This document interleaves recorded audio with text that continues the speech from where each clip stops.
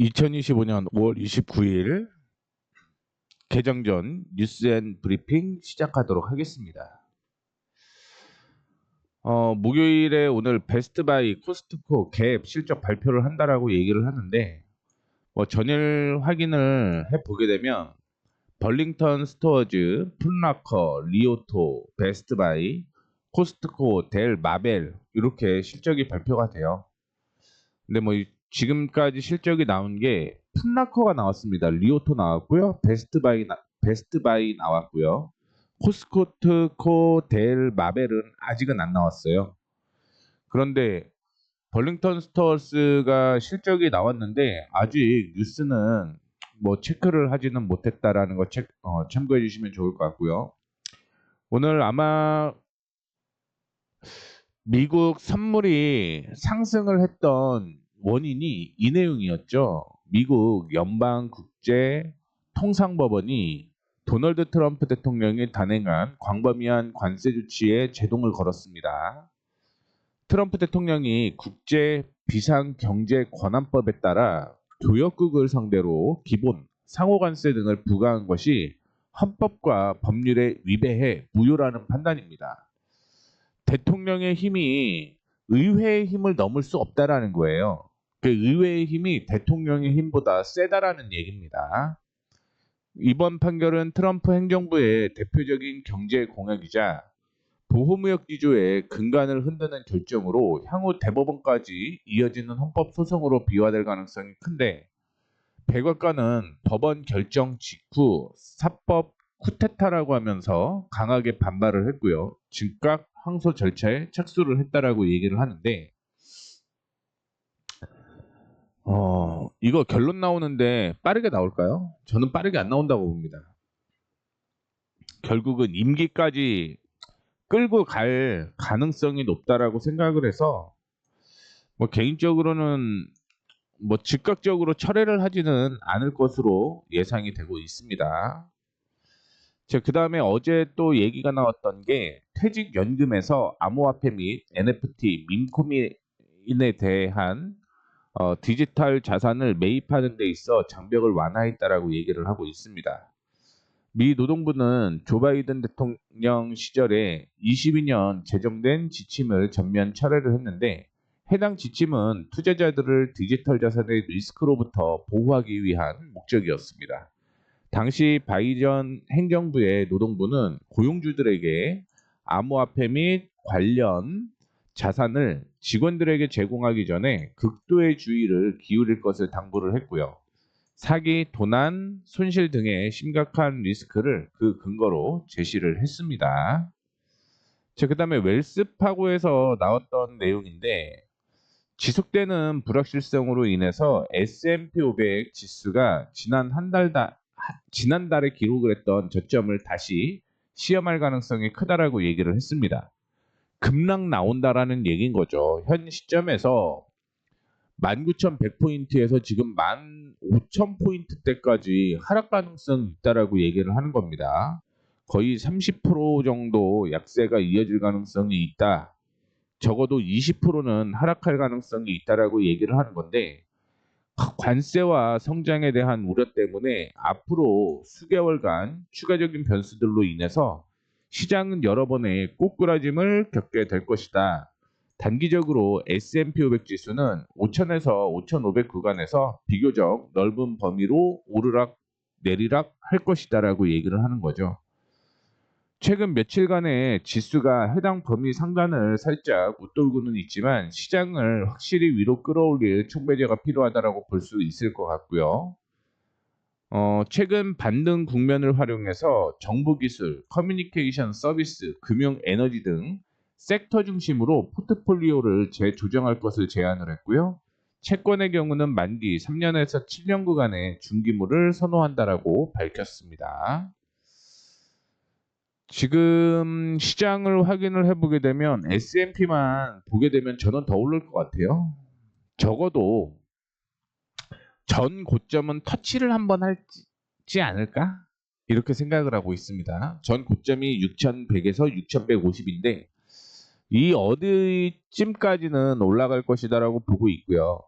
지금 S&P 500 기준으로 미 선물 기준으로 보게 되면 0.82% 상승을 하고 있죠. 0.82% 상승을 한다라고 하는 건 이전에 지금 저항으로 형성되었던 5,970포인트대까지는 일단 상승으로 출발을 할 가능성이 있다라고 생각을 하시면 될 것 같습니다. 뭐 여기까지 안 온다라고 하더라도 적어도 전 고점 부근이 0.31이었거든요. 그러면 두 개 다 토탈로 해보게 되면 0.87. 그러면 이전 고점 5,930까지는 일단 올라와서 출발 가능성이 있다라는 거 참고를 해주시면 좋을 것 같고요. 자, 그 다음에 CNBC에서 트럼프 행정부가 관세 정책을 유지하기 위해서 이게 관세 행정명령이죠. 대통령 시행. 근데 다른 조항들을 발동할 가능성이 높다라고 보도를 했습니다. 미국 연방국제통상법원이 트럼프 대통령이 상호 관세를 부과하기 위해 발동한 국제 비상경제권한법에는 보편적으로 수입 관세를 부과할 수 있는 권한이 없다고 밝히게 되면서 트럼프 행정부의 관세 정책 전망이 불투명해졌죠. 그런데 골드만삭스에서 얘기를 하는 건 이 국제 비상경제권한법을 통한 관세 부과가 불가능해지더라도 다른 경로를 통해서 관세를 부과할 수 있을 것이다라고 얘기를 하고 있고요. TD 롬바르드는 트럼프 행정부는 즉각적으로 항소하면서 대법원이 최종적으로 판결하는 상황을 조성할 것이고 대법원이 안건을 심사하는 동안 현행 관세를 유지하는 것을 목표로 할 것이다라고 얘기를 했습니다. 뭐 올라오기는 했는데 이거를 지금 뭐 한다라고 해서 어떤 결론이 나오지 않을 거라는 거죠. 당연히 이 부분은 오늘 올라가는 흐름이 나오기는 하겠지만 어떻게 움직일지는 모르죠. 다만 엔비디아의 실적이 긍정적으로 나왔기 때문에 뭐 개인적으로 나스닥 더 올라가지 않을까? 이렇게 생각을 하고 있습니다. 자, 그다음에 미국 경제가 올해 1분기 소비 지출 둔화와 수익 급증의 여파로 위축된 것으로 나타났는데 미 상무부 산하 경제 분석국은 1분기 GDP 수정치에서 미국 경제가 연이율 0.2% 감소했다라고 밝혔습니다. 앞서 발표된 속보치 0.3%보다는 소폭 상향된 수치라고 얘기를 하고 있고요. 성장률 부진의 가장 큰 원인이 소비 주가 무역 적자 확대였는데 미국 GDP의 70%를 차지하고 있는 개인 소비 지출 증가율이 1.2%로서 속보치보다 낮아졌다라고 얘기를 하고 있습니다.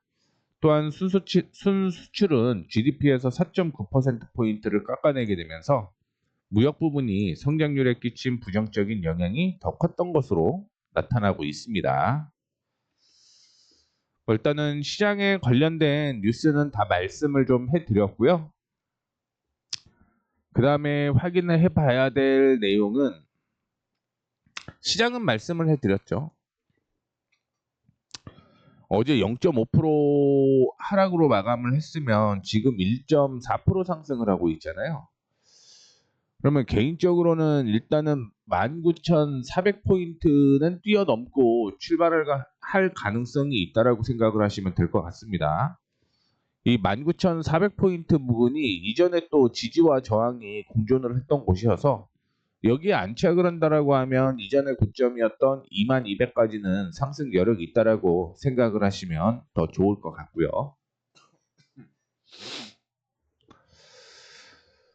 그 다음에 업종으로 잠깐 또 체크를 해보고 가도록 하겠습니다. 시작까지는 좀 확인을 하고 갈게요. 엔비디아가 오늘 상승을 하죠. 자, 그리고 대부분의 업종이 시간에서 상승 출발을 하는데 음봉으로 움직이고 있는 점이 눈에 띄고 있죠. 이러면 시장 약세일 가능성이 있다라고 생각을 하셔야 돼요. 약세일 가능성이 있다라고 보시면 될 것 같고 전기차 리오토 실적이 좋지는 않았죠. 그러다 보니까 살짝 약세가 이어지고 있는 모습이고요.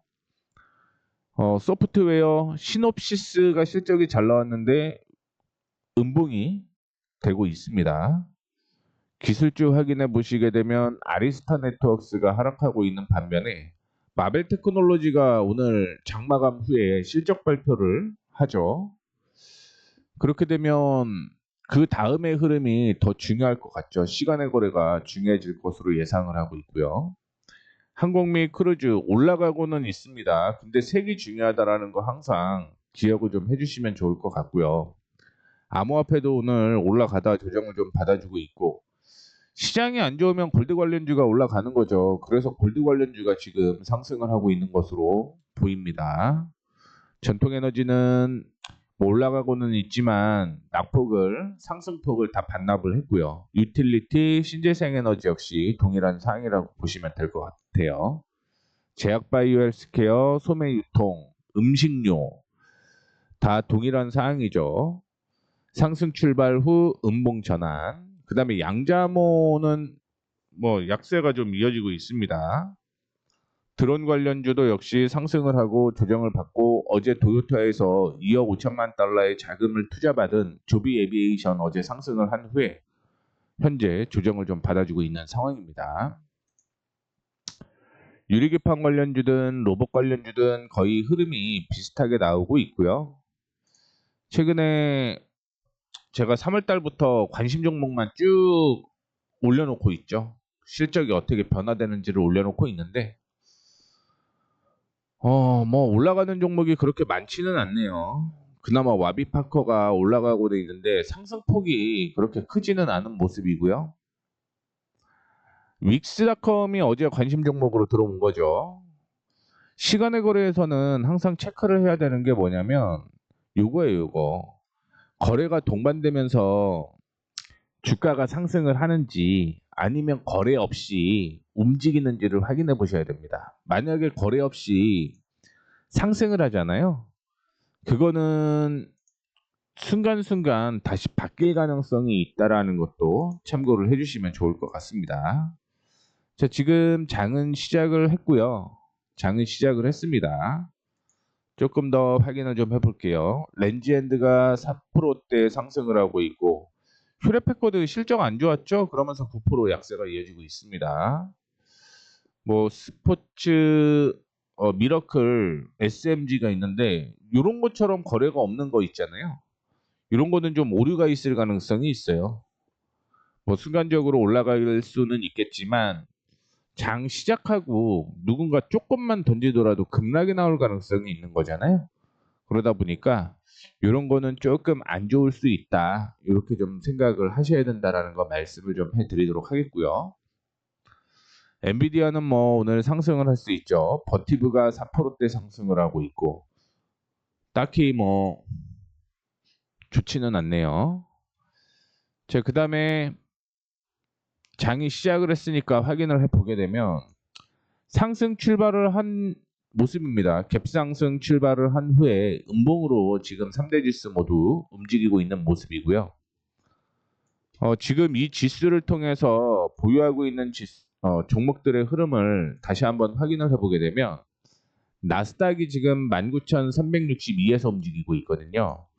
근데 앞서 언급을 해드렸던 것처럼 뭐 상관이 없네요. 상관이 없고 19,100포인트만 이탈하지 않으면 괜찮다라는 말씀 드리도록 하겠고요. S&P 500이 지금 0.74% 상승 출발을 했는데 0.8% 상승 출발한 후에 조정을 좀 받아주고 있는 거죠. 현재 지수는 5,930포인트에서 움직이는데 뭐 지금 기준으로 보게 되면 5,960포인트는 돌파를 해야지만 흐름이 좀 나오지 않을까 이렇게 보고 있습니다. 뭐 20분 후에 움직이는 거기 때문에 뭐 이 점 좀 참고를 해주시면 좋을 것 같고요. 살짝 또 아랫꼬리를 다는 모습이 나타나기도 했습니다. 살짝 아래. 여전히 뭐 좋지는 않네요.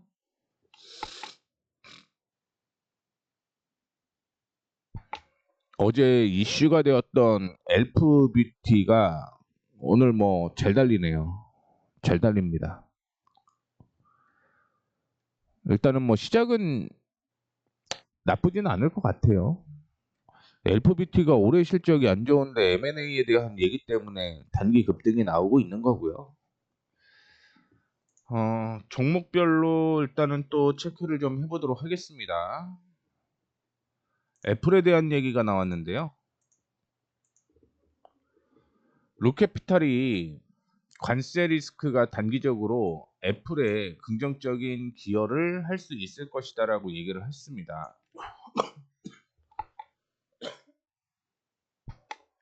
어제만 같아도 중국 쪽에서 할인이 엄청 크다라는 얘기를 했죠. 근데 오늘 뭐 증권사마다 당연히 리포트가 다 다를 수 있겠지만 상승으로 오늘 출발을 했지만 이전에 저항으로 형성되었던 곳이 208포인트였어요. 그래서 208포인트 부근까지 올라왔다 음봉으로 움직이고 있는 모습 보여주고 있고요. 트럼프가 대통령을 하는 동안은 애플은 그렇게 힘을 쓰지는 못할 것이다라고 보고 있습니다. 유일하게 힘쓸 수 있는 나라가 그렇게 많지는 않을 것 같다. 뭐 개인적으로는 그렇게 좀 생각을 하고 있고요. 애플이 2025년 9월에 아이폰 17을 출시할 예정이다라고 얘기를 하고 있고요. 아이폰 17 출시를 앞두고 트럼프 행정부의 관세 정책이 대두가 되게 되면서 단기적으로 아이폰 제품들의 판매량이 증가하는 효과가 나타나고 있고 결과적으로 애플에 유리할 수 있다라고 얘기를 하고 있습니다. 아이폰 17 시리즈는 프로맥스 모델이 가격이 $100에서 $200 정도 인상될 것으로 보이고 있고요. 이는 애플의 실적에 긍정적으로 작용을 할 가능성이 있다라고 얘기를 했는데 목표 주가가 $215예요. 이전에 고점 부근이었다라는 거죠. 뭐 지금 먹을 거는 그렇게 뭐 많지는 않다. 이렇게 해석을 하시면 될 것 같습니다. 오늘 화장품 관련주가 상승을 좀 하고 있는 거 말씀을 좀 드리도록 하겠고요. 자, 그다음에 엔비디아에 대한 얘기가 계속적으로 나오고 있습니다. 종목 얘기가 엄청 나와요. 빠르게 그 종목들 다 정리를 하고 보도록 하겠습니다. 신고가는 나왔고요. 신고가는 나왔고 실적이 제가 이번 실적이 안 좋다라고 얘기했잖아요. 순이익이. 근데 뭐 컨센서스 대비보다는 좋다라고 얘기를 하는 거고요. 근데 제가 생각하는 건 7월달 8월 15일 날 발표가 나오는 게 굉장히 좀 중요할 것이다라고 보고 있습니다. 오늘 관세 제동과 함께 엔비디아 호실적으로 인해서 시장이 상승을 하고 있는 모습인데 이때 보게 되면 실적이 굉장히 좋아지죠. 굉장히 좋아지고 뭐 2026년의 실적도 뭐 괜찮죠. 성장성은 줄어들 수밖에 없는 거고요. 이거는 당연한 조치입니다. 500%가 나왔다가 144%까지 줄어들었다가 41% 나왔다 28%. 사이즈가 크니까 이렇게 나올 수가 없는 거죠. 계속 성장을 할 수는 없는 거죠. 자, CT는 중국 H20 칩 수출 제한에도 불구하고 엔비디아의 성장세가 견고하다면서 투자 의견을 매수로 유지를 했고요. 목표 주가를 $150에서 $180로 상향 조정을 했습니다. 지금 블랙웰 쪽에서 문제가 좀 있었죠. 근데 그거 해결했다라고 얘기를 하고 있고 방향을 조금 더 속도를 높이겠다라고 얘기를 하고 있습니다. 그래서 블랙웰 가격에 대한 이슈 때문에 저는 주가가 실적도 좋아진다라고 보고 있고요. 바클레이즈는 1, 2분기에 H20 칩 수출 제한으로 인해서 엔비디아가 받을 것으로 예상되는 매출 타격이 $100억 이상인데 이러한 악재에도 불구하고 엔비디아는 전분기 대비 성장세를 이어갈 수 있는 펀더멘털을 보유하고 있다. 투자 의견을 비중 확대로 유지하면서 목표 주가는 $155에서 $170로 상향 조정을 한다라고 얘기를 했습니다. UBS 역시 블랙웰 200 렉추라와 함께 블랙웰 300의 진행 상황에 대한 코멘트는 오히려 전주 컴퓨텍스 2025에 들었던 것보다 더 좋다라는 얘기가 있습니다. 또 아니 왜 나와 이게? 그러면서 투자 의견을 매수로 유지한다라고 얘기를 하고요. 오늘 뭐 이렇게 실적이 나오게 되면 종목들 얘기는 엄청 많이 나오는 거예요. 자, 그다음에 뭔가 저기에도 없어진 게 좀 있는 것 같기는 한데 찾아봐야 되나 고민하고 있습니다. 자, JP모건 체이스, 엔비디아 실적 발표를 통해서 강력한 경쟁 우위를 재확인할 수 있었다라면서 투자 의견을 확대를 했죠. 그 다음에 목표 주가를 170달러로 유지를 했습니다. 수정을 해가면서 해야겠네. 엔비디아는 강력한 인공지능 생태계를 구축을 하고 있다라고 얘기를 하고 있고요. 신제품에 대한 이슈도 뭐 당연히 나오는 거겠죠. 그리고 인공지능 상품들이 세분화되고 다각화되게 되면서 시장 잠식 리스크는 더욱 줄어들게 된다라고 얘기를 하고 있습니다. 그 다음에 여기에서 잠깐 확인을 좀 해보게 되면 여건이 개선되고 있다네요. 여건이 개선되고 있고 특히 이 내용이에요. 수정을 좀 했습니다. 지금 이 뉴스까지 좀 확인을 하면 될 것 같고요. 그 다음에 제프리스가 얘기를 했나요? 제프리스 얘기는 없었죠. 제프리스에 대한 얘기도 나왔는데 제프리스까지 확인을 좀 해보도록 하겠습니다. 원래 제 목적은 그냥 저 일하면서 괜찮은 종목들 실적 얘기 나올 때마다 툭툭 얘기해 주는 거였는데 어느새 이렇게 마이크를 잡고 있습니다. 자, 제프리스는 엔비디아의 실적 발표에서 생산 능력 및 공급 상황 개선을 확인하게 되면서 상승 여력이 더 높아졌다라고 얘기를 하고 있습니다. 투자 의견은 180달러로 유지를 했습니다.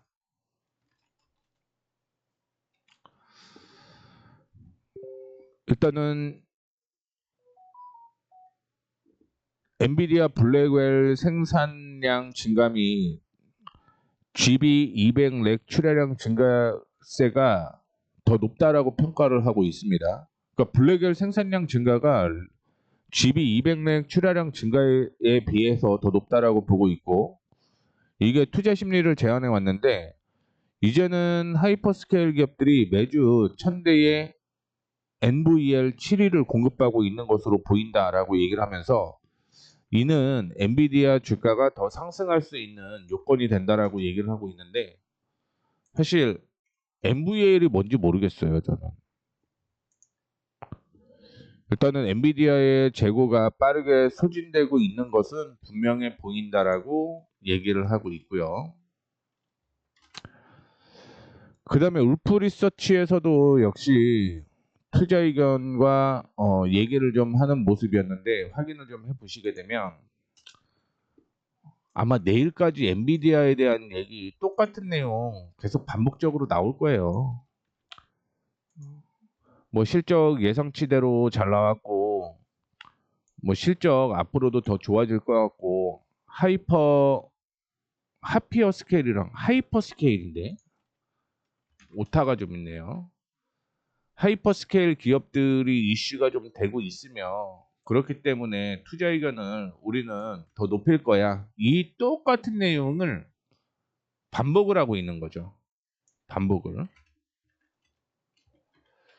중국 매출에 대한 얘기도 슬쩍슬쩍 언급은 하기는 할 것 같은데 뭐 중요한 거는 신제품이 어떻게 나올지가 또 관건인 거죠.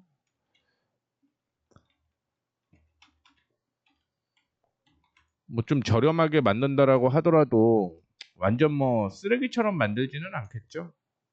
어쨌든 구할 수 있는 게 엔비디아가 이게 최선이니까 그쪽의 매출도 올라가기는 하겠죠. 다만 매출 성장세가 그렇게 크지는 못할 것이다 이렇게 보고는 있겠지만 당연한 얘기겠죠. 너무 당연한 얘기 하나요? 어쨌든 그런 흐름이 이어질 가능성이 높다라고 저는 생각을 하고 있습니다. 자, 그다음에 쭉 넘어가 보게 되면 오늘 알파벳 얘기가 나왔습니다. 골드만삭스가 법무부의 반독점 조사라는 규제 리스크가 검색 사업 부문의 견고한 수익성과 높은 이익률에도 불구하고 주가에 부담을 주고 있다면서 목표 주가를 220달러로 제시를 했고요. 오늘 테슬라가 상승을 했습니다. 머스크 CEO가 X 게시글에서 도지 활동 종료를 언급을 했는데 이거 6월 달이에요. 6월 달. 뭐 이 이슈 때문에 테슬라 주가가 상승을 하고 있는 것으로 보이고 있고요. 또한 골드만삭스에서는 위에서 얘기를 했던 알파벳 외에 아마존닷컴에 대한 얘기도 했습니다. 골드만삭스가 관세가 전자상거래 사업에 미치는 영향에 대한 우려와 함께 AI와 클라우드 부문 성장 잠재 재력을 가리는 요인이 되고 있는데 스트리밍 사업과 스포츠 중계권 확보도 미래 성장의 동력이다라고 얘기를 하고 있고요. 관세 인상에 대한 우려는 지속되기는 하겠지만 가격 책정 및 협상 전략을 통해서 그 영향력을 완화할 수 있다라고 얘기를 하고 있습니다. 여전히 시장 점유율 확대 여지가 크게 되며 AI, 클라우드, 리테일 미디어, 스트리밍, 스포츠 등 장기 성장 테마에 잘 노출되어 있다면서 목표가 주가를 220달러로 제시를 했는데요. 그 외에도 우리가 알만한 종목들이 좋다라고 얘기를 해요. 근데 그거는 누가 봐도 좋더라고요. 누가 봐도. 그래서 그거는 그냥 패스를 하는 게 맞지 않을까 이렇게 생각을 하고 있습니다. 뭐 그 외에는 특별한 내용은 없었고요. 자, 그 다음에 확인을 해봐야 될 내용은 G 에어로스페이스입니다. 시킹알파에서 G 에어로스페이스 경영진이 공급 개선을 언급을 하면서도 관세 타격 발생을 경고하고 있다라고 보도를 했습니다. 뭐 주가는 끊임없이 올라가네요. 일단은 CEO가 공급 체인을 제한하던 문제들이 완화되었다라고 밝혔는데 이를 바탕으로 2025년 협동체 항공기용 제트 엔진의 공급을 15%에서 20% 증가시킬 것이다라고 전했고요. 보잉은 737 맥스 항공기를 월 38대 이상으로 증가시키는 것을 목표로 하고 있는 가운데 G 에어로스페이스는 이를 충당할 수 있는 공급 능력을 갖춰나가고 있다라고 얘기를 하고 있습니다. 다만 트럼프 행정부의 관세 정책과 같은 강경한 대외 정책은 G 에어로스페이스가 악재가 될 것이다라고 얘기를 하고 있는데 뭐 이로 인해서 5억 달러 이상의 타격이 발생할 수 있다라고 얘기를 하고 있습니다.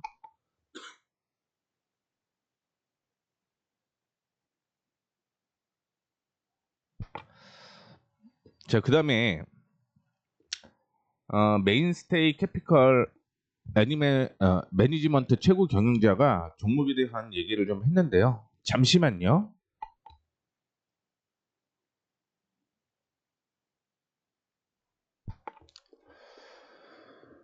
팔란티어는 인공지능 기술을 효과적으로 활용해서 대테러 정부 계약 분야에서 강세를 보이고 있다면서 민간 영역에서도 상업 계약을 꾸준히 확대하고 있다라고 얘기를 하고 있습니다.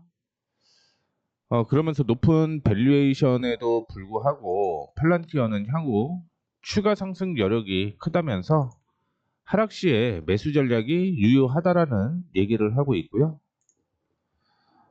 그 다음에 또 확인을 해봐야 될 내용을 보면은요. 밑에도 나와 있죠. 미국 최대 원자력 발전사인 컨스텔레이션 에너지도 트럼프 대통령의 원자력 규제 완화 행정명령 수혜주로 떠오르고 있다라고 얘기를 하고 있는데 뭐 이쪽은 당연히 수혜가 되겠죠. 컨스텔레이션 에너지는 명확한 승자라고 얘기를 하고 있습니다. 이번 행정명령은 불필요한 규제를 줄이고 원자력 사업의 효율을 높이기 위한 조치라고 얘기를 하고 있고요. AI 데이터 센터의 전력 수요 증가에 따라서 원자력이 역할이 커지고 있다라고 얘기를 하고 있는데 티커 하나 놓죠. CG. 그 다음에 세일즈포스는 인터메티카를 인수한다라는 얘기가 나왔죠. 그런데 보유 의견을 제시를 했습니다. 이 마이크로소프트와의 경쟁이 점점 거세지고 있다라는 이유에서였는데 AI가 고객 관계 관리, 그다음에 워크플로우 소프트웨어 분야도 흔들고 있다면서 마이크로소프트의 코파일럿과 세일즈포스 에이전트포스 간 AI 통합 경쟁이 향후 관전 포인트라고 얘기를 하고 있습니다.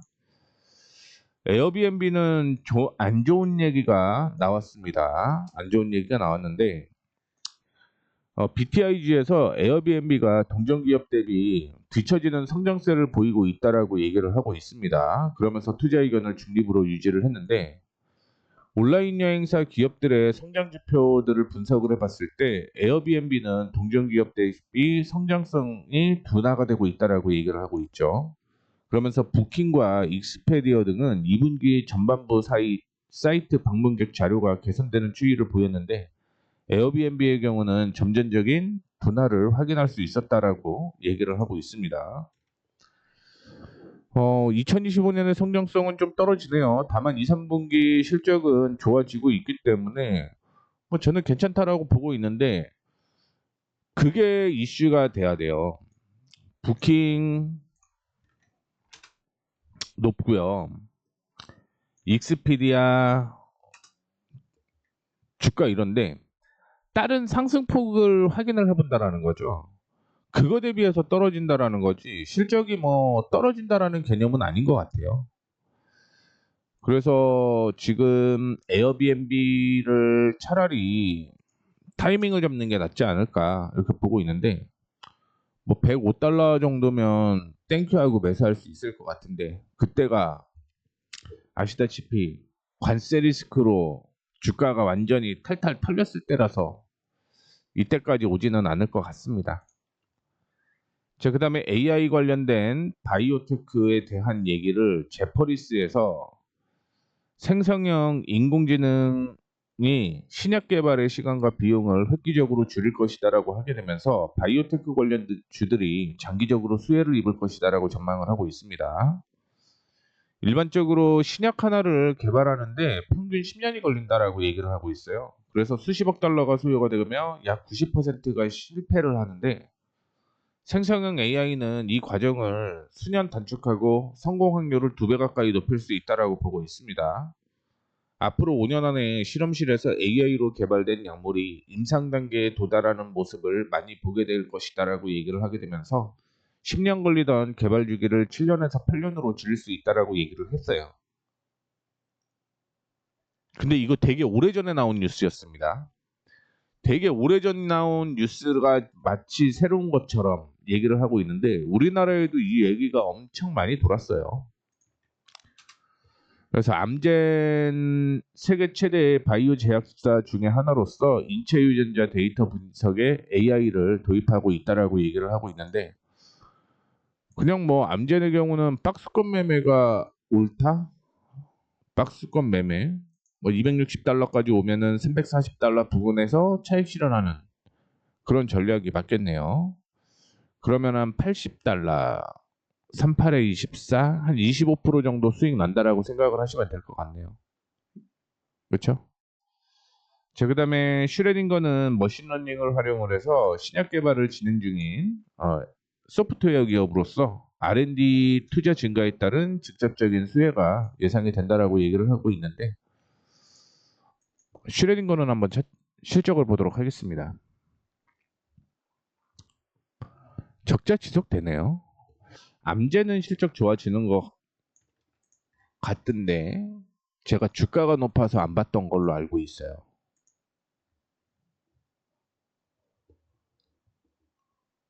그렇죠. 실적 좋아지죠. 다만 2분기 실적은 좀 안 좋아진다라는 걸 체크를 해볼 수가 있을 것 같고요. 그 다음에 일루미나는 거의 밈주에 가깝죠. 급등락이 굉장히 좀 심했던 종목으로 확인을 좀 보고 있습니다. 일루미나 좋네요. 일루미나가 좋은데 작년이 꽤 좋았네요. 작년이 꽤 좋았고요. 변동폭이 굉장히 좀 많았던 종목이 아니었나 이렇게 생각을 해볼 수가 있을 것 같습니다. 거래가 지금 3.61%인데 30배 곱하면 그래도 한 200만 주 이상은 거래가 진행이 된다라고 생각을 하셔야겠죠. 그리고 다나허. 괜찮은데? 일루미나는 체크를 좀 해놓도록 하겠습니다. 다나허. 주가 많이 밀려 있고요. 실적만 좋아지면은 이런 종목은 관심 종목으로 들어가는 거죠.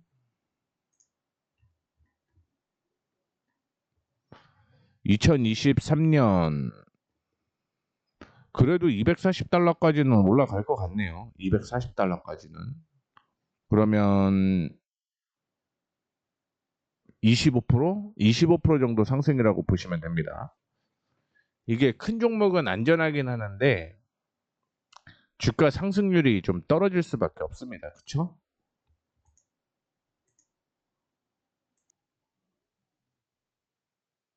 그 다음에 다나오 24. 다나오까지 말씀을 좀 드렸고요. 부젤런 해밀턴 골드만삭스에서 투자 의견을 중립에서 매도로 하향 조정을 했네요. 목표 주가도 하향 조정을 했습니다. 며칠 전에 실적을 발표를 했는데 예상치보다 좋지 않게 나왔나 보네요. 급락이 나온 걸 보면. 그 외에는 주가가 이렇게 떨어질 만한 이유는 크게 없다라고 보고 있습니다. 실적 둔화와 밸류에이션 부담감으로 인해서 하락을 했다라고 얘기를 하고 있는데 2026년으로 확인을 해봐야겠죠. 그렇게 되면 실적이 지금 2분기 실적이 나와야 되는데 2분기 실적이 좀 떨어지잖아요. 그래서 주가가 하락을 했다라고 보시면 될 것 같고요. 일단은 뭐 102달러 부근에서 100일이네요. 100일 달러 부근에서 반등이 나오면 이 종목은 단기적으로 120달러까지 20% 수익 가능성이 있다라는 걸 체크를 해주시면 좋을 것 같습니다. 주가 밸류에이션은 여전히 하방 리스크가 있고 매출과 수익 성장은 중기적으로 제한적이다. 연방 민간 지출이 압박을 받고 국방부 내에서 우선순위가 이동함에 따라서 중기 매출 성장률은 보합세에 가까워졌다라고 얘기를 하고 있습니다. 계약 구조가 변경됨에 따라서 마진에 대한 리스크도 발생할 수 있다라고 얘기를 하고 있고요. 인스카트는 CEO 교체에 대한 얘기가 좀 있었어요. 이번에 로저스가 8월 15일부터 이사회에 합류할 예정이다라고 얘기를 하고 있는데 주가는 약세가 이어지고 있습니다. 워낙 주가가 많이 올라갔기 때문에. 자, 그다음에 센티넬 1 실적이 좋지는 않네요. 그래서 확인해 보시게 되면 1분기 기준 63센트 손실을 기록을 했다라고 얘기를 하고 있습니다. 그러면서 지난해 손실 폭인 23센트보다 더 커졌다라고 얘기를 하고는 있는데 그러면 지금 0.02 정도의 흑자 전환이 예상이 됐는데 63센트 주당 손실이라면 엄청난 차이네요. 그렇죠? 그리고 시장 예상치인 24센트 손실보다도 더 부진한 흐름이다라고 얘기를 했는데 여기에서는 흑자 전환을 예상을 하고 있었죠. 그리고 매출은 보합 정도. 그리고 연간 매출도 하향 조정을 했습니다. 그것 때문에 오늘 급락이 나오고 있는 모습이고요. 순이익은 여전히 적자가 지속이 되고 있다는 걸 체크를 해보시면 좋을 것 같습니다. 센티넬 1이었고요. G 버노바. 이거는 주가 안 봐도 주가 높은데 볼 필요도 없이 이거는 주가 높겠죠. 원자력 관련주는 안 올라갈 수가 없죠. 그래서 원자력 관련 행정명령으로 미국 내 SMR이 30년대에 배치될 수 있다라고 얘기를 하고 있습니다. 미국 내 SMR 건설 승인이 2027년부터 시작될 수 있고요. 그 경우 30년 말이나 31년에 SMR이 실제 미국 원자력 발전 설비에 포함될 수 있는 현실적인 기회가 생겼다라고 얘기를 하고 있습니다. 그래서 이번 행정명령은 30년대에 매주 중요한 축으로 성장할 수 있는 출발점이 될 수 있다라고 얘기를 하고 있고요. 탄소를 배출하지 않는 원자력의 특성 덕분에 고객들이 프리미엄을 지급해서라도 기술을 도입하려는 의지가 점점 커지고 있다라고 얘기를 하고 있고요. 올해 안에 당사 기술을 활용한 SMR 건설을 위한 신청이 더 늘어날 것이다라고 얘기를 하고 있는데 원래 얘네가 SMR이 아니었죠. 대형 원전으로 구분을 해야 되는데 지금 같은 경우는 SMR에 대한 뭐 이슈도 있기 때문에 주가는 더 올라갈 가능성이 있다라고 보고 있습니다. 이거를 120달러에 매수를 했어야 되는데요. 그렇죠? 1년 정도 후에 이렇게 많이 올라갈 줄이야. 자, 그다음에 케이던스 시스템 이거 실적 괜찮았던 종목이거든요. 근데 급락이 나왔네요. 시놉시스 급락이 나왔고 그나마 시놉시스는 반등이 좀 나오고 있는 모습인데 미국 백악관이 양사에 중국 고객 대상 판매 중단을 요청했다라는 보도 때문에 주가가 급락이 나왔습니다.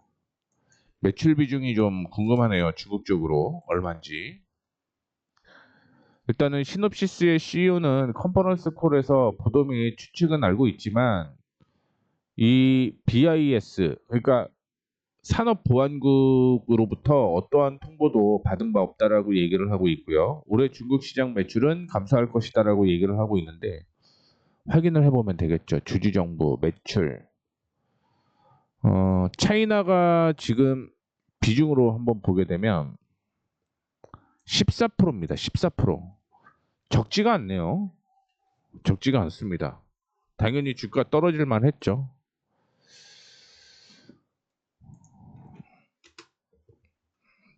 주가도 많이 올라가 있었고 이전 고점 부근까지 다 왔습니다. 박스권 상단까지 온 거고요. 오늘 반등이 나온 건 이전에 지지가 나오는 곳에서 반등이 나온 거고 뭐 이렇게 본다라고 하면 뭐 이거는 딱히 뭐 이슈가 없네요. 이슈가 없고요. 케이던스와 지멘스 측은 CNBC의 논평에 즉각 응하지 않았다라고 얘기를 하고 있습니다.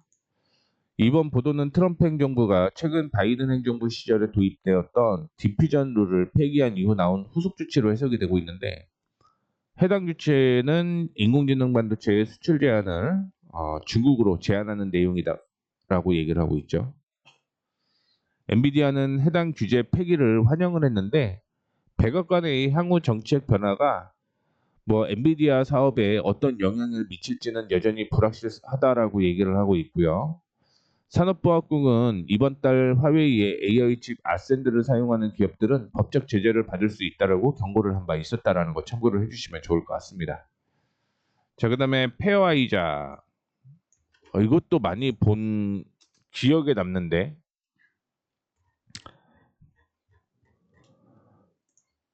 기억에 남으면 실적 좋다라는 얘기고요. 근데 주가의 위치가 중요하겠죠. 실적은 좋아지잖아. 사상 최대요. 근데 2분기는 조금 떨어지네요. 베어드가 페어아이작에 대한 투자 의견을 중립해서 아웃퍼폼으로 목표 주가는 1,900달러로 제시를 했는데 거기에서 2,021달러로 상향 조정을 했습니다. 큰 폭으로 조정을 받았는데 주가에 악재가 너무 반영된 게 심하다라는 의견이 나온 거죠. 뭐 사업 모델이 여전히 견고하고 업계 표준 소비자 신용 위험 지표와 시장에 깊숙이 내재되어 있고 매력적인 리스크 대비 보상 비율을 지녔다라고 얘기를 하고 있습니다. 이거는 못 사죠. 못 삽니다. 저는 때려주기도 못 삽니다. 너무 비싸요. 자, 그다음에 오늘 양호한 실적을 가진 종목들에 대한 얘기가 나왔습니다. 누가 얘기했는지는 모르겠는데 일단은 뭐 실적이랑 주가만 우리는 확인하면 되겠죠. 주가는 상당히 낮은 위치다라고 볼 수가 있을 것 같고요. 실적이 이제 중요해지겠네요. 실적만 잘 나오면 이런 거는 뭐 들고 가면 되는 거니까. 실적이 안 좋네요. 그렇죠? 실적이 안 좋았습니다. 냉동감자 제품 제조업체로서 4월로 끝난 회계연도 3분기 실적 발표에서 매출과 주당 순이익이 컨센서스를 상회를 했고요. 배당 수익률이 2.78%에 해당한다라고 얘기를 하고 있습니다. 지난해 행동주의 펀드 참여 이후 전략적 자산 매각과 비용 절감 가능성이 커졌고 미국 내 자산이 인수 매력으로 주목받을 수 있다라고 얘기를 하고 있는데 2024년에 실적이 좋다가 2023년 좋았죠. 그래서 주가가 뭐 상승을 좀 했다라고 볼 수 있겠고요. 2022년이 2억 100만 달러에서 10억 900만 달러 그 다음에 떨어지고 있죠. 그러다 보니까 주가 떨어지는 거는 당연한 것 같고요. 다만 2022년에 저점까지는 떨어지지 않을 것으로 보이고 있는데 2022년의 저점은 여기였죠. 그러면 지금은 사실은 바닥이라고는 저는 생각을 하고 있습니다. 이것보다는 높아야죠. 이건 당연한 논리인 겁니다. 근데 이런 종목은 안 사요. 실적이 저평가라고 하더라도 턴어라운드가 진행되지 않는 이상은 살 수가 없는 거죠. 그리고 실적이 141억 4,600만 달러에서 지금 반토막이 나잖아요. 그리고 8월 달이 조금 올라가기는 할 것 같은데 일단은 실적이 안 좋아지기 때문에 보면 안 된다라는 말씀 드리도록 하겠고요. 그 다음에 버트 파이낸셜의 경우는 고빈도 알고리즘 트레이딩 기업으로서 1분기에 1.3달러의 조정 EPS를 기록을 하게 되면서 시장 예상치를 뛰어넘었다라고 얘기를 하고 있는데 뭐 올해와 내년에 EPS 전망치도 상향 조정을 했다라고 얘기를 하고 있습니다. 근데 안 사요. 주가 높습니다. 잡상인 출입 금지 같아요. 안 사요 그러니까. 자, 그 다음에 STAG 인더스트리얼. 뭐 배당도 주고 양호한 실적이다라고 얘기를 하는데 양호한 실적은 아닌 것 같고 실적은 계속 좋아지네요. 2022년에 실적을 뛰어넘으면 거의 50달러 부근까지는 올라와야 되는데 50달러라고 하면 지금의 한 30% 정도는 상승 가능성이 있다라고 보셔야겠죠. 버핏도 박살이 난 거 싸게 사잖아요. 비싸게 사면 안 됩니다. 이건 넘어갈게요. 그 다음에 로스스터스는 실적 발표를 하고 조금 늦게 나온 듯한 뭐 생각이 드는데 며칠 전에 나오고 반등이 일부 나왔죠. 그러면 이때 실적 발표를 했다는 건데 한 2, 3일 정도 늦게 나왔네요. 뱅크 오브 아메리카에서 투자 의견을 매수를 유지를 했고 180달러에서 175달러로 하향 조정을 했습니다. 모건 스탠리도 역시 투자 의견을 동일 비중으로 유지를 했고 목표 주가를 하향을 했고요. 2분기 실적이 관세 때문에 굉장히 안 좋다라고 얘기를 하고 있죠. 그럼 주가 하락할 가능성이 있다라는 거고요. 다만 급락이 나왔기 때문에 일부 반등이 나오는 모습이긴 하지만 실적으로 체크를 해보게 되면 뭐 그렇게 나쁘다라고 볼 수는 없겠네요.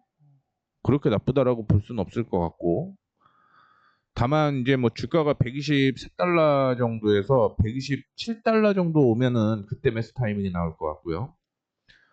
JP모건은 141달러로 목표 주가를 하향을 했는데 다들 지금 2분기 전망치가 시장 기대치를 윗돌았다라고 얘기를 하고 있습니다. 자, 그다음에 오토존도 실적이 발표가 된 다음에 리포트가 나오기 시작을 했는데 안 사요. 그냥 2022년 대비 주가 높으면 그냥 안 사는 게 맞는 것 같아요. 혹시 뭐 떨어지면 모를까? 그렇죠? 안 사요가 아니라 이거는 못 사요죠. 3,730달러니까.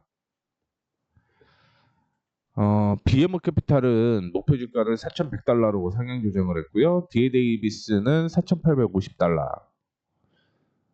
에버코 ISI는 3,930달러. 거의 다 왔네요. 하향 조정했네요. 주가가 많이 올라왔어요, 사실은.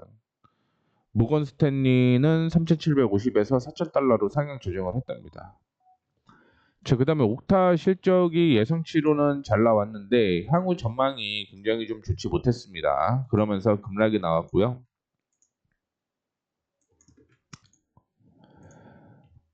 실적이 올해 좋다라고 얘기는 하고는 있습니다만 뭐 향후 실적이 떨어지니까 지금은 보면 안 되겠죠. 스코티아뱅크에서 섹터 퍼폼을 유지를 했고 목표 주가를 109에서 115달러로 상향 조정을 했는데 거의 다 왔다라고 볼 수 있겠죠. 이게 아마 실적이 반영이 됐음에도 불구하고 115달러면 그렇게 좋다라고 보는 건 아니다. 이렇게 생각을 하시면 될 것 같고요. RBC 캐피탈의 경우는 목표 주가를 143달러에서 135달러로 하향 조정을 했는데 뭐 향후 거시적인 불확실성이 지금 반영이 되고 있다라고 얘기를 하고 있습니다. 지금 뭐 투자 의견 향후 전망치를 가이던스를 유지를 했다라고 하는 건 앞으로 크게 좋아지진 않을 것이다라고 예상을 하고 있는 거죠. 옥타는 지금 저점끼리 쭉 연결을 해보게 되면 95달러면 괜찮다 이렇게 볼 수 있겠네요. 95달러? 뭐 조금 올라간다라고 하더라도 95달러네요. 그렇죠? DA 데이비슨의 경우는 145에서 140달러까지 하향 조정을 좀 했는데 지금은 지켜야 될 곳이 108? 요거였는데 못 지키고 지금 떨어졌다라고 보시면 될 것 같습니다. 그 다음에 니드엠도 역시 투자 의견을 115에서 니드엠은 올렸네요.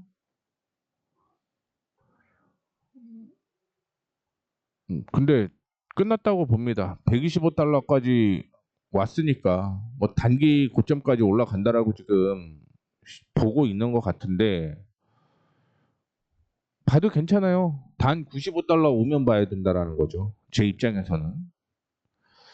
자, 그다음에 브로드컴 실적은 굉장히 좀 주가가 높아요. 주가가 높습니다. 아, 브로드컴 얘기를 해드렸던 것 같은데 기억이 안 나서 찾아봐야지. 브로드컴. 어제 얘기를 했네요. 그렇죠? 멜리우스에서 얘기를 했고요. 미즈오도 얘기를 했습니다. 멜리우스에서 얘기를 하고 미즈오도 얘기를 했죠. 요거는 뭐 앞서 언급을 해드렸기 때문에 체크를 좀 해보시면 될 것 같고요. 자, 그다음에 스타벅스 트리코엔에서 2026년에서 2028년 실적이 월가 기대치를 하회할 것이다라고 분석을 했습니다. 그러면서 매력이 떨어진다라고 얘기를 했고요. 투자 의견도 매수해서 보유로 하향 조정을 했습니다. 스타벅스 지금 커피값도 계속 올라가고 있어갖고 한국에서도 가격 인상한다라고 얘기를 하죠. 70달러 오면 저는 볼 겁니다. 70달러. 그전엔 안 볼 거예요. 실적 확인해 보시게 되면 70달러까지 올래나? 떨어지고 2022년, 2023년보다 떨어지니까 2023년 당연히 떨어지고 2022년 기준이면 70달러 오겠네요. 그냥 대충 눈으로 눈밸류로 본 겁니다. 눈밸류. 자, 그다음에 넷플릭스. CT가 넷플릭스 광고 사업에 대한 관세 리스크가 줄어들었지만 밸류에이션이 너무 높다. 높죠, 이거는. 뭐 앞으로 지금 대비 더블 올라간다라고 하더라도 높죠. 넘어가도록 하겠습니다. 호밀푸드가 실적이 발표가 되었습니다. 매출 컨센서스에 부합을 했고요. EPS는 컨센서스를 상회를 했다라고 얘기를 하고 있는데 주가가 하락을 하는 거 보면 향후 실적 전망치가 좋지는 않다라는 건데 그렇죠. 눈인바디 눈밸류 올해 실적은 좋고요. 이번에 29억 달러 맞고 0.01달러를 뛰어넘었으니까 좋기는 하네요. 2022년까지는 올라가지는 못할 것으로 보이고 있는데 지금 하단을 상향 조정을 했다라고 얘기를 하네요.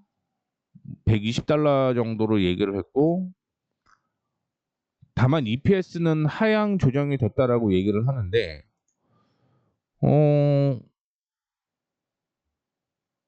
그러면 대충 보지 않고 열심히 그냥 보게 되면 30달러? 30달러? 뭐 지금은 저는 나쁘지는 않다라고 보고 있습니다.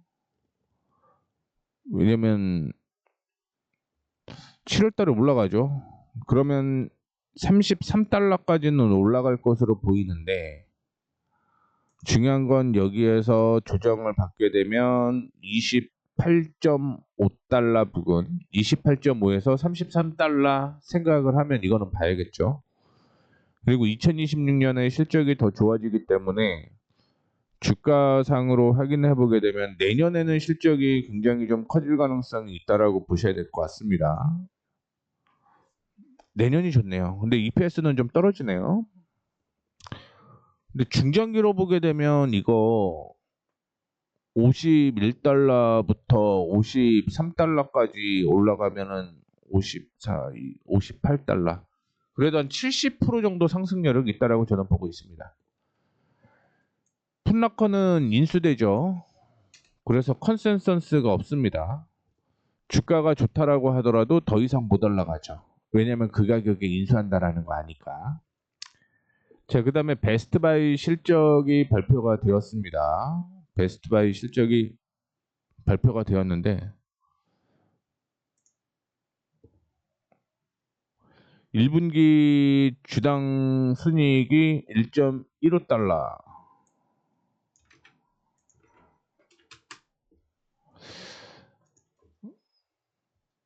예상치는 웃돌았다라고 얘기를 하는데 문제는 동일 점포 매출이 감소를 했다라는 것 때문에 7% 약세가 이어지고 있는 것 같아요.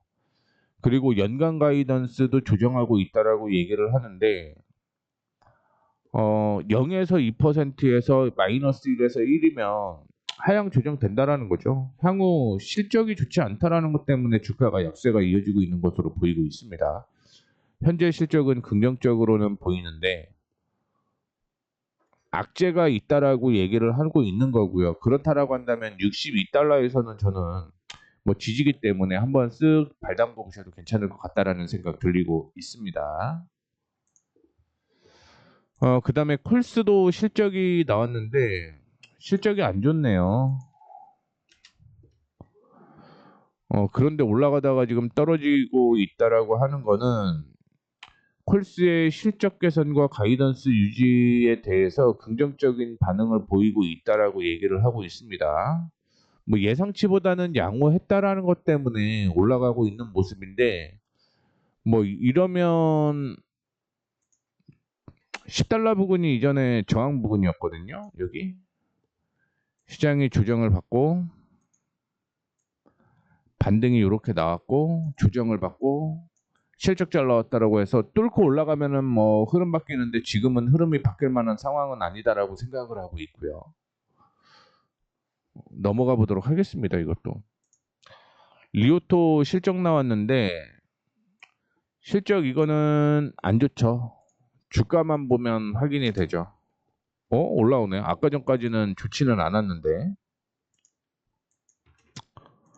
이거는 예상치 볼 건 없어요. 안 나올 거기 때문에. 7센트의 주당 순이익을 기록을 해서 예상치를 하회를 했습니다. 이것 때문에 떨어졌던 것 같네요. 지난해 같은 기간에 17센트보다 낮은 수치다라고 얘기를 하고 있는데 매출은 증가를 했습니다. 그리고 1분기 차량 인도량이 지난해보다 13% 증가를 했다라고 얘기를 하는데 판매 증가율보다 인도량 증가율이 높은 것은 가격이 낮아졌다는 신호겠죠.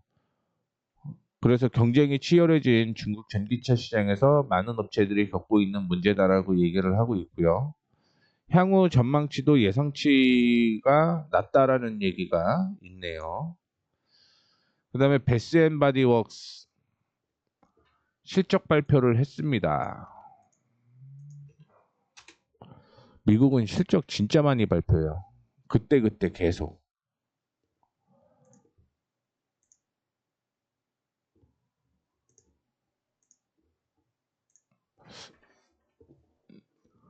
일단은 매출은 작년보다 증가를 했고 주당 순이익도 지난해보다 늘어났습니다.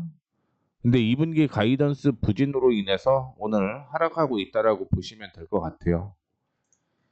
관세에 대한 얘기도 포함이 되어 있고요. 자사주 매입에 대한 얘기가 있음에도 불구하고 실적이 하향 조정이 됐다라고 하는 건 안 좋다는 얘기죠. 뭐 올해 실적도 그렇게 뭐 썩 좋다라고 볼 수는 없을 것 같습니다. 순이익이 하나 나왔으면 더 좋았을 뻔했네요. 작년 1분기 대비해서 큰 폭으로 뭐 조정을 좀 받아주는 모습이었고요. 작년에 비해서 다음 분기도 좋지는 않을 것으로 보이고 있습니다. 그런데 27달러 정도면 내년 생각까지 내년 생각까지 하게 되면 40달러까지는 오겠네요. 굉장히 오래 기다려야겠죠. 그 다음에 사우스 웨스트 라이언스, 에어라이언스 투자 의견을 보유해서 매수로 상향 조정을 했고 목표 주가를 27달러에서 40달러로 상향 조정을 했다라고 얘기를 하는데 40달러면 이전에 저항으로 형성되었던 곳이었다라고 보시면 될 것 같고요. 2분기 실적은 항상 좋아요. 자, 이번에 사우스웨스트 에어라이언스의 투자 의견 상향은 행동주의 투자자 엘리엇 인베스트먼트와 협력한 결과라고 얘기를 하고 있고요. 지난해 중반 사우스웨스트 지분 11%를 확보한 후에 이사회 개편을 요구를 했고 10월에는 밥조던 CEO의 유임과 함께 항공업계에서 풍부한 경험을 가진 이사 6명을 새로 선임하는 데 합의를 했다라고 얘기를 하고 있습니다. 그러면서 ROIC 이 얘기를 좀 했는데 이게 뭐냐면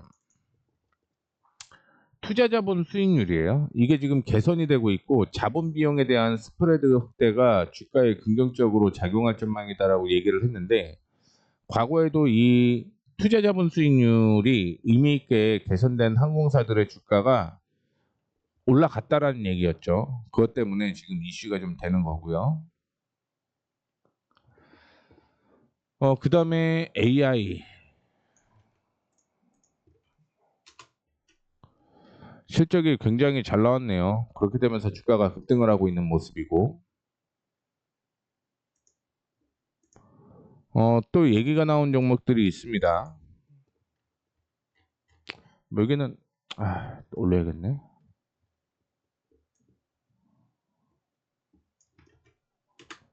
제가 아직 정리를 어제 걸 못 해놔갖고 요걸 올려야 될 것 같아요. 비바 시스템즈 실적이 발표가 됐습니다. 뭐 이미 주가는 상승으로 움직이고 있겠지만 13%가 넘게 상승을 하고 있어요. 1분기 실적 괜찮았고요. 연간 매출 가이던스도 상향 조정을 했습니다. 당연히 주가 올라갈 수밖에 없겠죠.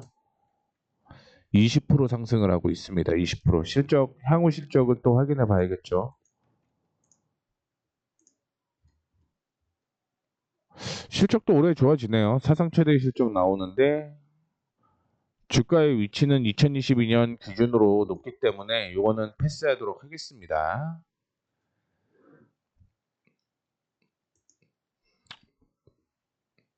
그 다음에 LPBT에 대한 얘기가 나왔는데 LPBT 실적 발표를 했는데 말씀을 드렸는지를 모르겠네요. 인수에 대한 얘기만 있는데 실적에 대한 내용을 위에서 확인을 좀 해보시죠.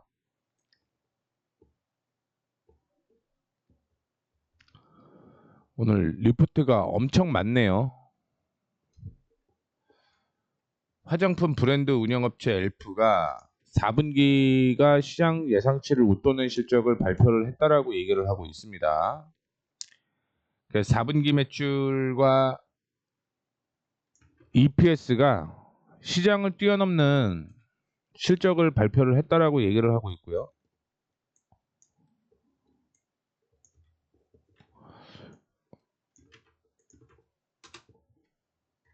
(22% 올라가다가 밀리네요.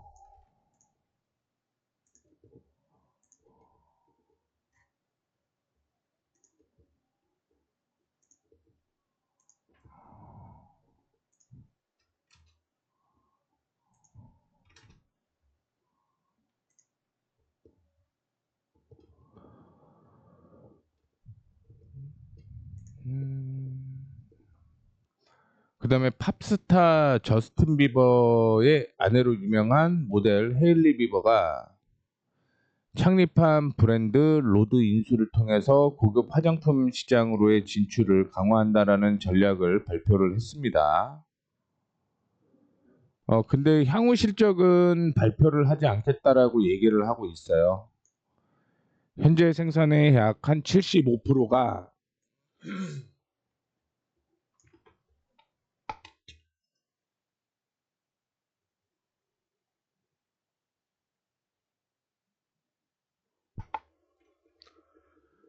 중국에 집중되어 있어서 관세가 30% 유지될 경우 연간 5천만 달러의 비용 증가가 예상이 된다라고 얘기를 하고 있습니다. 이 내용을 넣으면 될 것 같고요. 그 다음에 8월부터 가격 인상한다라고 얘기를 했네요. 뭐 전체 제품의 75%가 10달러 미만이라고 얘기를 하면 10,000원 정도면 뭐 다이소급인가요? 이 정도면? 다이소보다는 비싸긴 하겠죠, 당연히. 그렇죠? 뭐 급등이 나오는 이유가 다 있었네요. 그 다음에 얘기가 몇 개가 나왔는데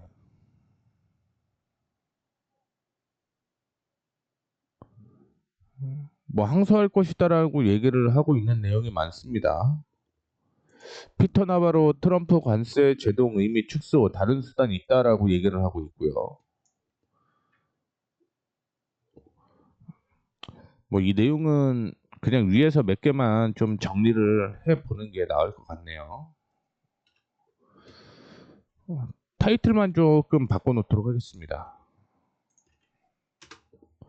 피터 나바로 백악관 무역제조업 담당 고문이 일부 관세를 무효화한 법원 판결에 파장을 축소를 하게 되면서 항소심에서 승소할 수 있다라는 자신감을 드러냈고요. 국제비상경제권법이 아닌 다른 법률을 사용해서 관세 부과에 나설 수 있다는 뜻을 시사를 했습니다. 그 외에도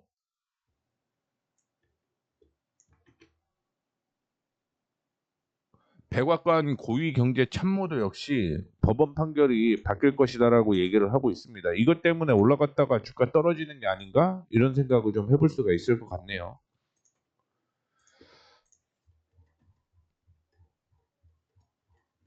자, 그리고 한 종목만 더 하면 오늘 나온 10시 반까지 나온 얘기는 다 정리가 되겠네요.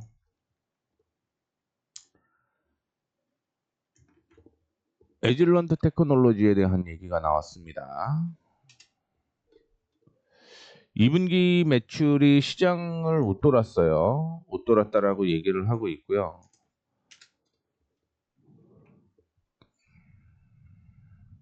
트럼프 행정부의 미국 학술 연구실 지원 예산 축소 여파로 업계 전반에 타격을 입었는데 그 가운데 에즐런트는 상대적으로 양호했다라고 얘기를 하고 있습니다. 그리고 연간 매출 가이던스를 상향 조정을 했다라고 얘기를 하고 있습니다.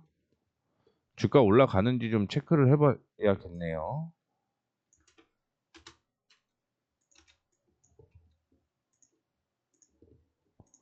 A. 주가는 올라갔다가 눌리네요. 크게 올라가지는 못했습니다. 그렇죠? A. 에즐런트. 에즐런트라고 검색을 해야죠, 이러면.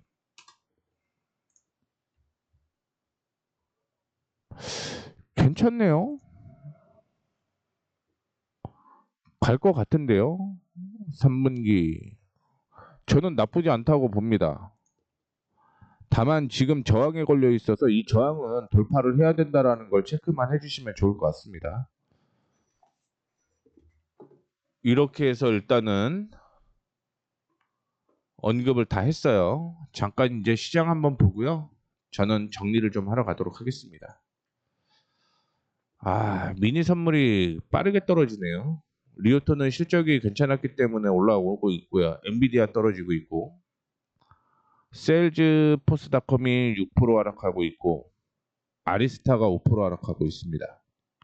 올라갔던 종목들이 윗골이 달면서 조정을 좀 받아주고 있는 모습이고, 보잉은 괜찮네요. 그렇죠? 중국 관련주 상승을 하고 있는데 음봉 형성되고 있고요. 비티리어만 그나마 암호화폐에서 상승을 하고 있고, 금 관련주도 약세가 이어지고 있습니다. 유틸리티 좋다라고 하는데 하락하고 있는 반면에 신재생에너지가 상승을 하고 있고요. 제약바이오도 나쁘지는 않은 것 같습니다. 소매유통, 양자암호가 오늘 또 박살나네요. 조비에비에이션 하락 출발하는 것처럼 보이는데 결국은 또 플러스로 돌아섰고요. 휴레패커드는 안 좋을 수밖에 없죠. 비바 시스템즈 실적 좋다라는 것 때문에 올라왔는데 써있죠. 1분기 연간 최대 실적의 1분기 예티홀딩스 2%면은 뭐 이게 지금 일봉의 범위가 좀 너무 달라갖고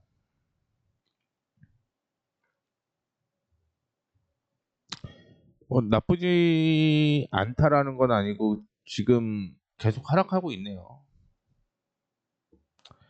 이게 계속 얘기하다 보면은 주가가 어떻게 바뀌는지 확인할 길이 없어요. 주가는 지금 계속 하락하고 있습니다. 저항을 돌파를 못했어요. 저항을.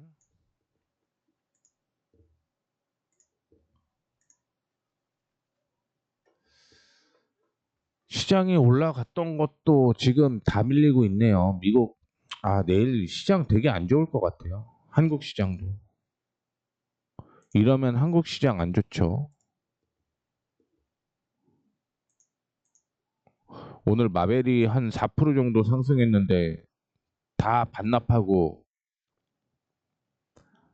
음봉으로 전환되었습니다.